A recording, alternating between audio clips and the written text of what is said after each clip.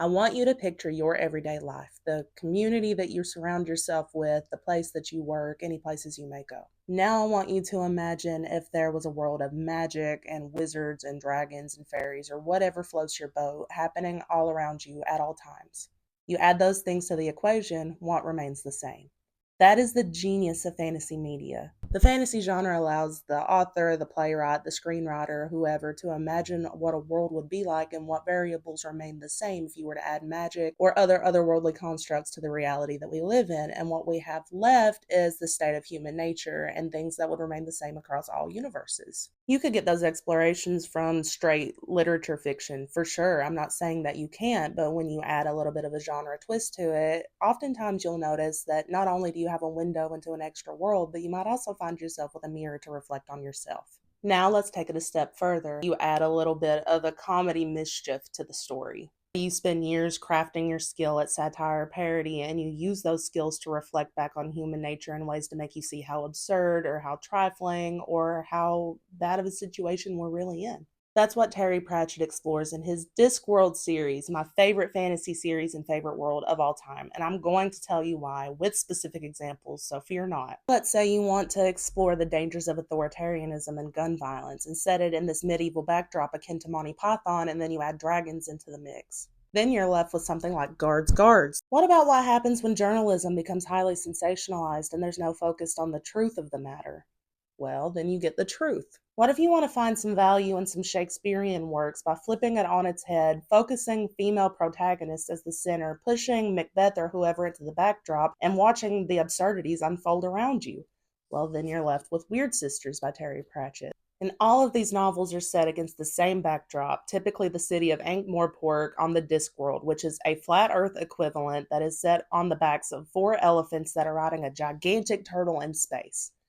And if that sounds insane, well, it is a little bit, but it's very interesting, I promise.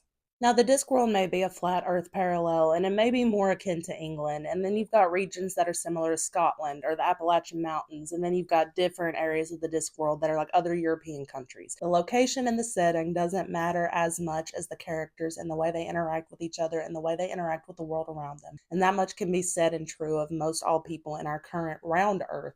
Okay, so we've got a little bit of setup now, but what are we leading up to exactly? I promise I'm going somewhere with this. Just stick around. We'll get into the meat of it. Let's say you want to dive into the ethics and justice of mortality. It seems pretty heavy, a little bit darker than what some people would like to read. You make our protagonist be a 17-year-old everyman who becomes Death's apprentice, and as Death goes on vacation, he finds himself becoming the Grim Reaper himself. What do you think he's going to find of humanity as just an everyday person who is now discovering the world of the mystical and the injustices that are happening around him? If you do all that, you're left with Mort. The focus of this video essay is specifically going to be Mort because it is my favorite novel of all time. In the novel Mort, I would consider Mort to be an everyman type of figure. He's a 17-year-old, gangly teenage boy who's off leaving home and needs to find work as an apprentice somewhere. Nowhere will take him. And then at the last moment shows the Grim Reaper himself. And he's like, I got a job for you, boy. The concept is a little absurd, but it also is a way for Mort to get into the real world. It's a way for him to delve into and understand some of the darker aspects of humanity. It is a way for him to deal with and parse through the ideas of people who passed before their time, or people who should pass and don't, if you look at his moral compass. He's put in this position to feel like he deserves to be judge, jury, and executioner all in one, but is in a position to be none of those things. And of course, he doesn't like the idea of this and he goes his own way, and that untears the fabric of reality. Some things are just meant to be the way that they are. The Grim Reaper goes on vacation, and Mort starts to take more and more of his traits and persona, and he becomes Death himself in the end. But what does that really mean? It isn't fair, and it isn't always just, but in the end, there is just death. It greets all of us the same every single time. We've got a cast of quirky and eccentric characters such as a smelly wizard, a plucky heroine, and Death's granddaughter herself. But none of those diminish the fact that people are prejudicial and they have morals and ethics and values and ideals, but death is an absolute certainty. It can't be swayed by thoughts of justice or scales turning. There's only the hourglass.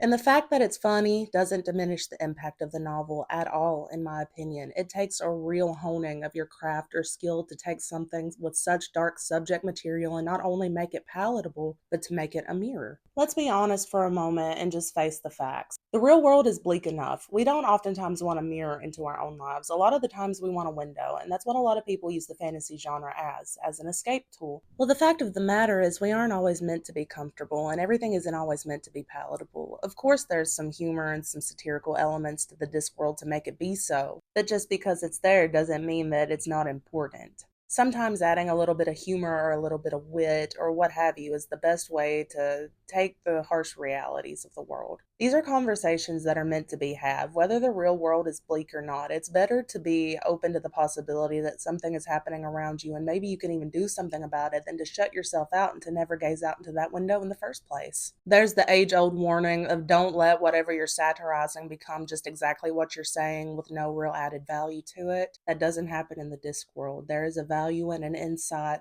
inside the witticisms and the quirkiness. And that's why I think the Discworld is genius. I've given you several examples and one in depth example. I hope it remains as spoiler free as I would like.